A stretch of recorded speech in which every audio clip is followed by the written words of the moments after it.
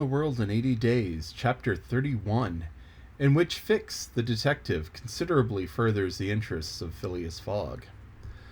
Phileas Fogg found himself 20 hours behind time. Passepartout, the involuntary cause of this delay, was desperate. He had ruined his master. At this moment the detective approached Mr. Fogg and, looking him intently in the face, said, "Seriously, sir, are you in great haste?" "Quite seriously." "I have a purpose in asking," resumed Fisk. "Is it absolutely necessary that you should be in New York on the 11th before 9 o'clock in the evening, the time the steamer leaves for Liverpool?" "It is absolutely necessary." "And if your journey had not been interrupted by these Indians, you would have reached New York on the morning of the 11th?" "Yes, with 11 hours to spare before the steamer left."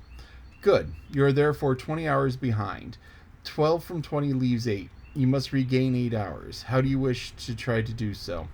"On foot?" asked Mr. Fogg. "No, on a sledge," replied Fix. "On a sledge with sails. A man has proposed such a method to me." It was the man who had spoken to Fix during the night, and whose offer he had refused. Phileas Fogg did not reply at once, but Fix, having pointed out the man, who was walking up and down in front of the station, Mr. Fogg went up to him. An instant after, Mr. Fogg and the American, whose name was Mudge, entered a hut built just below the fort. There Mr. Fogg examined a curious vehicle, a kind of frame on two long beams, a little raised in front like the runners of a sledge, and upon which there was room for 5 or 6 persons.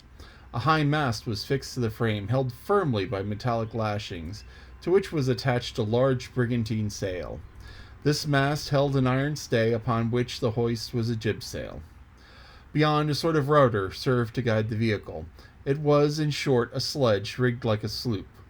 During the winter, when the trains are blocked by the snow, these sledges make extremely rapid journeys across the frozen plain from one station to another. Provided with more sails than a cutter, and with the wind behind them, they slip over the surface of the prairies with a speed equal, if not superior, to that of the express trains. Mr. Fogg readily made a bargain with the owner of this land craft. The wind was favorable, being fresh and blowing from the west. The snow had hardened, and Mudge was very confident of being able to transport Mr. Fogg in a few hours to Omaha. Thence the trains eastwardly run frequently to Chicago and New York. It was not impossible that the lost time might yet be recovered, and such an opportunity was not to be rejected. Not wishing to expose Aouda to the discomforts of traveling in the open air, Mr. Fogg proposed to leave her with Passepartout in Fort Kearny, the servant taking upon himself to escort her to Europe by a better route and under more favorable conditions. But Aouda refused to separate from Mr. Fogg, and Passepartout was delighted with her decision, for nothing could induce him to leave his master while Fix was with him. It would be difficult to guess the detective's thoughts. Was this conviction shaken by Phileas Fogg's return, or did he still regard him as an exceedingly shrewd rascal, who, his journey round the world completed, would think himself absolutely safe in England? Perhaps Fix's opinion of Phileas Fogg was somewhat modified, but he was nevertheless resolved to do his duty, and to hasten the return of the whole party to England as much as possible. At 8 o'clock the sledge was ready to start. The passengers took their places on it and wrapped themselves up closely in their traveling cloaks. The 2 great sails were hoisted, and under the pressure of the wind the sledge slid over the hardened snow with a velocity of 40 miles an hour. The distance between Fort Kearny and Omaha, as the birds fly, is at most 200 miles. If the wind held good, the distance might be traversed in 5 hours. If no accident happened, the sledge might reach Omaha by 1 o'clock. What a journey! The travelers, huddled close together, could not speak for the cold, intensified the rapidity at which they were going.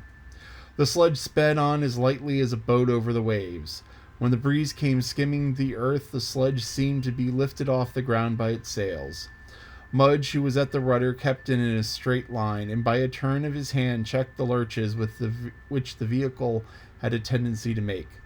All the sails were up, and the jib was so arranged as to not screen the brigantine. A topmast was hoisted, and another jib, held out to the wind, added its force to the other sails. Although the speed could not be exactly estimated, the sledge could not be going less than 40 miles an hour. "If nothing breaks," said Mudge, "we shall get there." Mr. Fogg had made it for Mudge's interest to reach Omaha within the time agreed upon, by the offer of a handsome reward. The prairie across which the sledge was moving in a straight line was as flat as the sea. It seemed like a vast frozen lake. The railroads which ran through this section ascended from the southwest to the northwest by Great Island, Columbus, an important Nebraska town, Schuyler and Fremont to Omaha. It followed throughout the right bank of the Platte River. The sledge, shortening this route, took a chord of the arc described by the railway.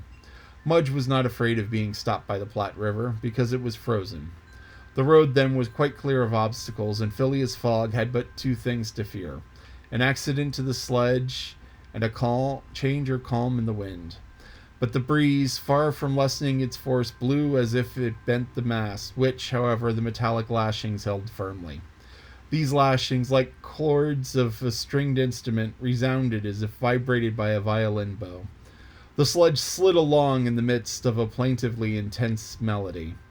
"Those chords give the fifth and the octave," said Mr. Fogg. These were the only words he uttered during the journey. Oda, cozily packed in furs and cloaks, was sheltered as much as possible from the attacks of the freezing wind. As for Passepartout, his face was as red as the sun's disk when it sets in the mist, and he laboriously inhaled the biting air. With his natural buoyancy of spirits, he began to hope again. They would reach New York on the evening, if not the morning of the 11th, and there was still some chance that it would be before the steamer sailed for Liverpool. Passepartout even felt a strong desire to grasp his ally, Fix, by the hand. He remembered that it was the detective who procured the sledge, the only means of reaching Omaha in time. But, checked by some presentiment, he kept his usual reserve. One thing, however, Passepartout would never forget: that he was the sacrifice which Mr. Fogg had made, without hesitation, to rescue him from the Sioux. Mr. Fogg had risked his fortune and his life. No, his servant would never forget that. While each of the party was absorbed in reflections so different, the sledge flew past over the vast carpet of snow. The creeks it passed over were not perceived. Fields and streams disappeared under the uniform whiteness. The plain was absolutely deserted. Between the Union Pacific Road and the branch which unites Kearney with St. Joseph, it formed a great uninhabited wasteland. Neither village, station, nor fort appeared. From time to time they sped by some phantom-like tree, whose white skeleton twisted and rattled in the wind. Sometimes flocks of wild birds rose, or bands of gaunt, famished, ferocious prairie wolves ran howling after the sledge. Passepartout, revolver in hand, held himself ready to fire on those which came too near.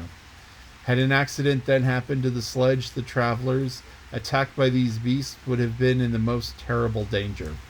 But it held on even course, soon gained on the wolves, and ere long left the howling band at a safe distance. About noon, Mudge perceived by certain landmarks that he was crossing the Platte River. He said nothing, but felt certain that he was now within 20 miles of Omaha. In less than an hour he left the rudder and furled his sails, while the sledge, carried forward by the great impetus the wind had given it, went on half a mile further with its sails unspread. It stopped at last, and Mudge, pointing to a mass of roofs white with snow, said, "We have got there." Arrived at the station, which in its daily communication by numerous trains with the Atlantic seaboard. Passepartout and Fix jumped off, stretched their stiffened limbs, and aided Mr. Fogg and the young woman to descend from the sledge. Phileas Fogg generously rewarded Mudge, whose hand Passepartout warmly grasped, and the pair directed their steps to the Omaha railway station. The Pacific Railroad finds its terminus at this important Nebraska town. Omaha is connected with Chicago by the Chicago and Rock Island Railroad, which runs directly east and passes 50 stations. A train was ready to start when Mr. Fogg and his party reached the station, and they only had time to get into the cars. They had seen nothing of Omaha, but Passepartout confessed to himself that this was not to be regretted, as they were not traveling to see the sights. The train passed rapidly across the state of Iowa by Council Bluffs, Des Moines, and Iowa City. During the night it crossed the Mississippi at Davenport, and by Rock Island entered Illinois. The next day, which was the 10th, at 4 o'clock in the morning, it reached Chicago, already risen from its ruins, and more proudly seated than ever on the borders of the beautiful Lake Michigan. 900 miles separated Chicago from New York, but trains are not wanting in Chicago. Mr. Fogg passed at once from one to the other, and the locomotive of Pittsburgh, Fort Wayne, and Chicago Railway left at full speed, as if it comprehended that the gentleman had no time to lose. It traversed Indiana, Ohio, Pennsylvania, and New Jersey like a flash, rushing through towns with antique names, some of which had streets and car tracks, but as yet no houses. At last the Hudson came into view, and at 11:15 on the evening of the 11th, the train stopped in the station at the right bank of the river, before the very pier of the Cunard line. The China, for Liverpool, had sailed 3/4 of an hour before. This is the end of chapter 31. 3/4 of an hour. 45 minutes. That is like a fraction of a day. So that's, what, like a 14th of a day. And out of 80 days, 45 minutes. That's just like this incredibly tiny amount of time. But there's an old saying. Once again, I believe it was Charles V who said it. I can look it up later. But for want of a nail, a shoe was lost. For want of a shoe, a horse was lost. For want of a horse, the war was lost. So, for want of a nail, so you have horses, cavalrymen fighting in the war. And horses have horseshoes. And shoes are held onto the horse's feet by nails. I know this sounds cruel and painful that you're nailing a piece of metal to a horse's foot, but it's actually going into the horse's hoof. And the hoof is like a giant toenail. So, you don't have any nerves or anything in your fingernail, so you can't actually feel something in the fingernail. And so you have the nail holding the shoe onto the horse's hoof. And what that means is that this little tiny difference in one place can mean, okay, it's not quite enough. You don't have enough nails to put a shoe on every horse. To put every shoe on every horse. Which means that you end up one horse short. And because you end up one horse short, that one horse could have been the important messenger, or could have been the warrior who saved the day, or could have been whatever. So there are many times where this little bit of insignificant loss is more than enough. Once again, another old saying, an inch is as good as a mile as long as you miss. So here he missed by 45 minutes out of 70 odd days at this point. And, that's almost the same ratio as an inch and a mile. Yeah, it's about close. Anyway, same order of magnitude. Oh, yeah. Lolly pointed out another saying, almost only counts in horseshoes and hand grenades. Which is yet another one of those military things, because in horseshoes is fun. We should play horseshoes sometime. Maybe when you're bigger, you could throw a big chunk of metal. But horseshoes, you take the horseshoe, it's a U-shaped piece of metal, and you go and you throw it. And there's a spike however many feet away, 30, 40, 50 feet away. I don't remember. I haven't played in forever. Used to play as a kid with Pa, because he had horseshoes and all his buddies played horseshoes, and they'd sit around and they'd throw horseshoes. But you throw the horseshoe and you throw it at a spike. And the idea is you get the U of the horseshoe wrapped around the spike. And that's called a ringer. And a ringer is 2 points. Or you get it landed up against, and that's called a leaner, which is almost around but not quite, and that counts as 1. So, and some people play that if you touch you get the 2 point, or play with different rules, and some people even say, okay, the closest horseshoe to the thing, the closest horseshoe wins. But that's bupkis. The way Pa played, the way his friends played, most of the horseshoes, ringers, It's like 3 out of 4 times it was like ringer, ringer, ringer, ringer. It's like, so horseshoes is fun. It's throwing pieces of metal, not at each other, but you throw it at the thing. And anyway, 45 minutes. 45 minutes. We'll see what he does. He's got to make it, right? This can't have a sad ending. Not after so much hard work. 45 minutes.